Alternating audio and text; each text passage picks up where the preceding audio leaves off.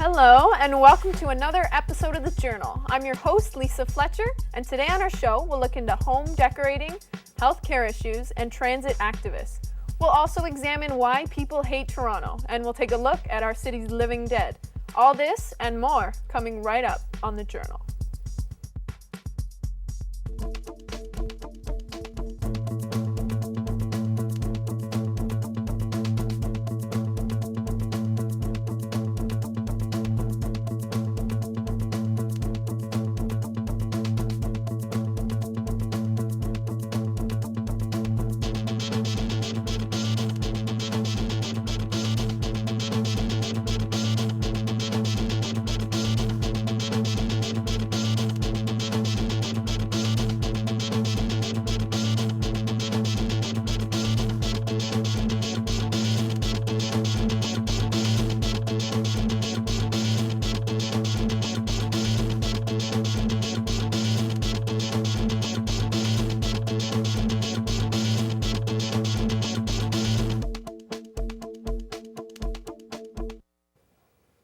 The TTC is a vital part of Toronto. However, the transit system has faced a great deal of challenges. Despite these issues, a group of people have worked together to promote and improve public transit. Toshi Kobayashi reports.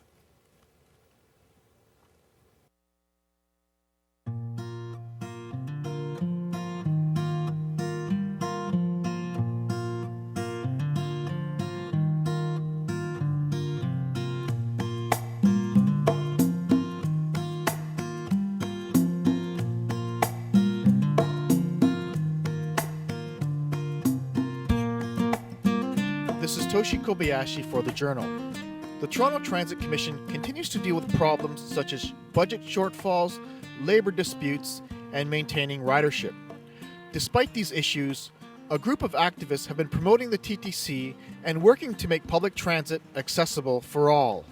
Environmentalism is probably where it started, because that's a general issue, but out of environmentalism comes an interest in making the city work better. It's been interesting to watch as the whole question of how the city works, politically, physically, all the things that go into making up, why is it enjoyable to be in a neighborhood? What are the little changes you can make just in the texture of how you deal with streetscapes, how you design roads, signage, different ways just to build even a shopping neighborhood. What kind of businesses do you want to encourage?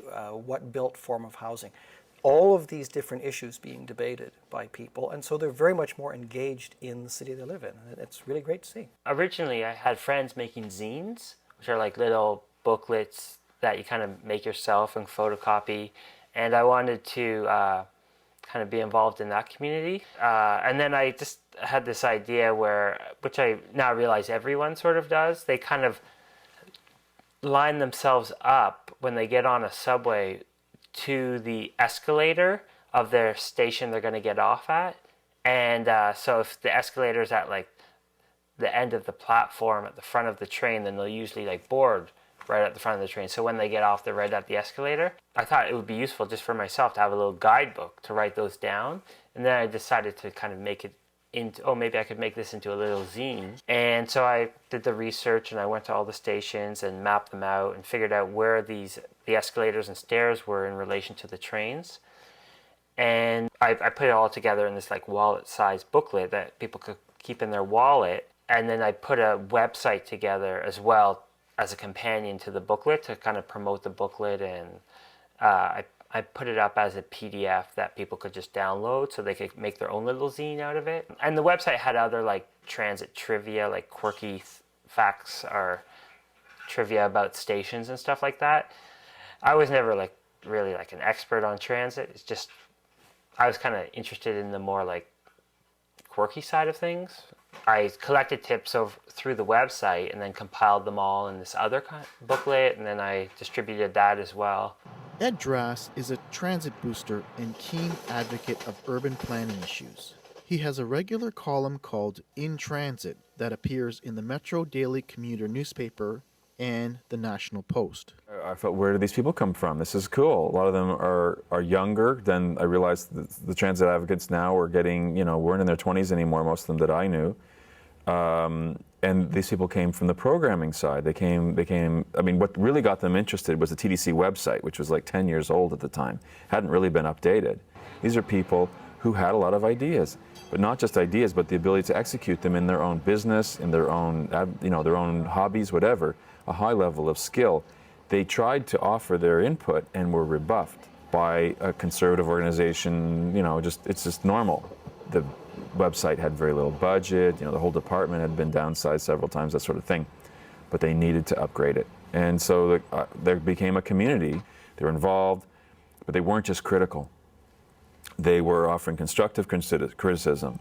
And if there's a system that just says people show up and they know how to start these discussions, man, that's golden. We had some people from the blogging community approach us that they wanted to see if they could do some online consultation about how to make the TTC webpage better. At the time, actually, we had already issued an RFP, or a request for proposals, to redo the webpage.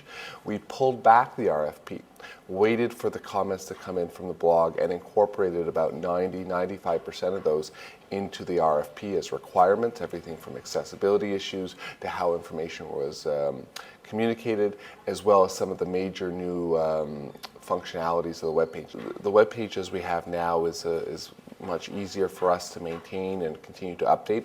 It has a number of new functionalities, including being accessible to people with visual impairments. It also has new rider alerts that come, so for the subway if there are delays. What is coming in the future is e-commerce, being able to buy your passes online, the next bus, so you'll be able to actually watch the buses and see exactly in real time using GPS when your bus or streetcar is set to arrive. And we're also looking at email alerts, where you'll be able to sign up for an alert either on a weekly or monthly basis, or as on a particular route. If there is a delay, you'd be able to get a text message or an actual email about the particular problem.